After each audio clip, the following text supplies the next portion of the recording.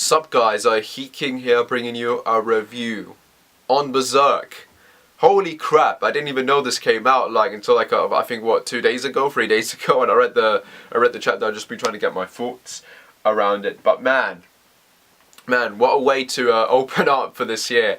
I'm still crossing fingers that this isn't just 4 chapters. I'm hoping this is a good few chapters we're going to get throughout the year until another break maybe. But yeah, I'm hoping by the end of this year, or at least whenever the creator's going to decide to just call it quits before he comes back again the year after, that we at least get Casca cured. I hope. But yeah, this month's chapter, this year's first chapter of Berserk, chapter 348 is it? I have to say the symbolism and the imagery and art style in this chapter was phenomenal, to say the least. There's a lot of things going on here that speaks a lot more words than any words can actually speak. Just the way everything's being told for the imagery just tells you everything you need to know.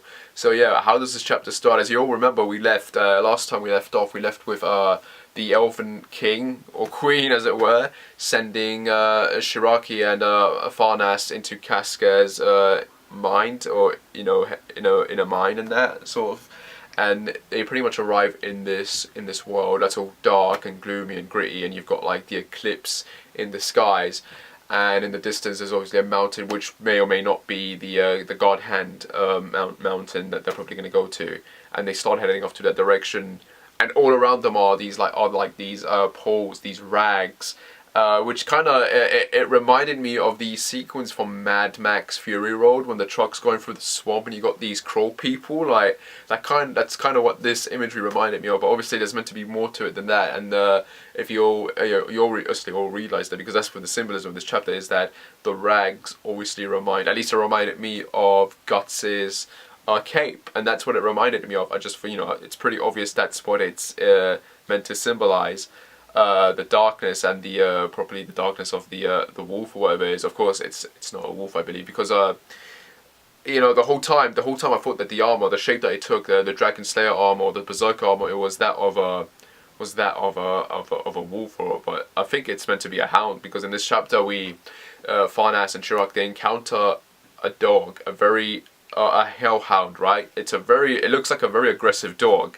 It's got spikes in it, and it's carrying this casket, casca, see how it rhymes, and it's carrying that, and it's got chains around, obviously, and it's only got one limb, obviously, it's only got one hand, and those two, they realize obviously that it symbolizes Guts, who is this loyal hound, yet very aggressive but loyal hound, and he's protecting this casket, which obviously has properly Casca in it.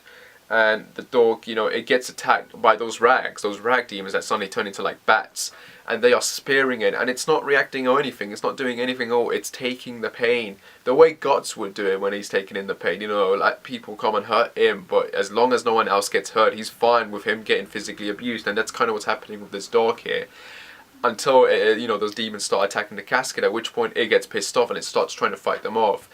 And then Farnas and Chirag obviously coming and they help out and they fend off the demons, and they inspect the dog and come to the realization that it's got a brand on its neck, it's missing one nib. Yeah, this is Guts, this is Casca's innermost symbolism, reality of what Guts represents, and that's what Guts represents for her, at least.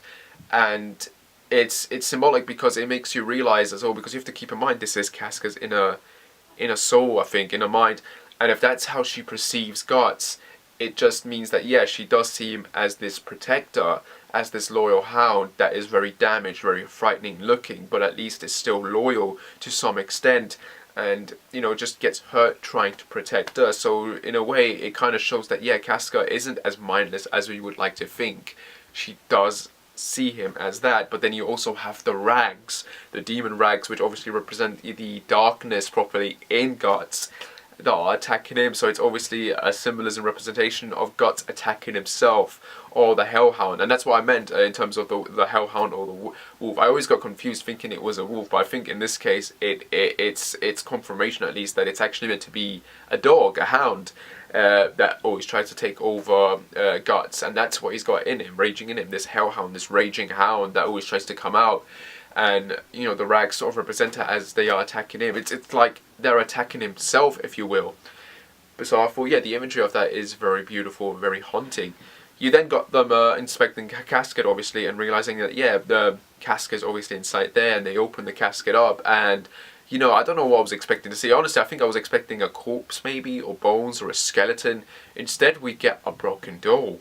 I mean, the head is somewhat intact. You got the left side of the boob, obviously, with the crest there, but then the rest of it is all broken up from the inside. It's very hollow, and, yeah, that kind of disturbed me actually on a very serious level, like on a very screwed up emotional level. I mean, Casca was violated and, you know, raped, and yeah, just like, I don't know, the way it's just all broken up inside. Like, yeah, I guess that's the most hardcore representation, visualization you could give to something like that. I mean, with a doll, I mean, if it was a human being, I can't imagine what it would look like, but a doll, I think it's just, honestly, the way it's been done, I think that's very strong. Like, it gets you thinking, it gets you to realize what it really means, what it presents like, and I think that's very screwed up as well. But like, yeah, at least it's there, at least it tells the story, at least, do you know what I mean? Like, you get what's going on.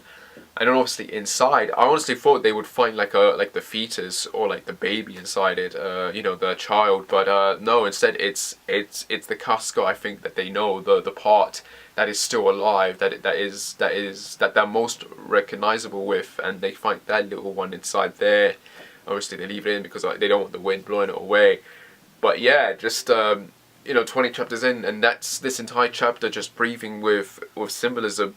Not a lot of talking really, and not a lot of action at all, but you know, just the way this chapter is handled and done, you get everything that's going on, and I think that's brilliant. That's a brilliant way to start off the year with Berserk, and it makes me very curious what we're going to get next, and it makes me also very curious how they're going to go about curing Casca. I mean, how are you going to do, I mean, you've got the doll, and it's pretty much in pieces. I don't think there's any way you could go around fixing that, but then you've got that one little tiny bit left that's in there, and it's so fragile and weak, like you could accidentally get killed at any moment. And then you've got Guts as this dog who looks in terrible bloody shape, and yet, you know, he's doing his best trying to protect her, like, even at the sake of his own life. And then you got the demon rags just swarming around. Like, it's like I said, it's haunting and yet very beautiful at the same time. And yeah, like, I honestly don't know where this is gonna go. You know, Berserk is one of those stories where when I started reading it a few months ago, I really didn't know how it was gonna go about. And yeah, even now, like, I don't really have a good idea. I mean, this story is full of twists. Like, new things are always coming out, and you don't really know what direction it could go into. I mean, things could technically go bad, or they could go right, but it all depends on how this particular arc is going to go and what direction it's going to go into. But yeah, so far so good, at least in terms of what we're learning here. And yeah, I can't wait to see what happens next. I am curious, however, what's going to happen to Sharik and Farnas. I mean, those guys, I don't think they technically know what happened to Casca. I mean, obviously I don't think Guts ever told them this, what actually happened during the eclipse. So for them, it's gonna be very devastating if we get some sort of visual representation of what occurred. I mean, that's gonna have to be strong enough to screw them up as well, right?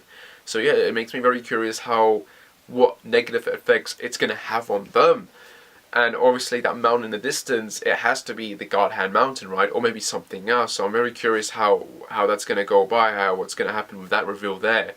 But yeah, yeah, it's definitely an interesting way to go about trying to kill Casca and seeing her innermost mind and seeing what she sees in this current state of hers. But yeah, definitely a beautiful chapter, definitely a very good one, and yeah, definitely one of the best I've read this year actually. So, and that's saying a lot really. But yeah, I can't wait to read next month's chapter, and yeah, very curious to how all of this is going to be handled. But yeah, guys, yeah, that's pretty it for my review here. I don't really have anything more to say. The chapter was very, very simple, as simple as you can get, and that's a good thing, just to sort of ease us back into it and then properly give us more when it gets going. But yeah, guys, as always, like and subscribe, whatever, and I shall see you when I shall see you. Take care, and bye.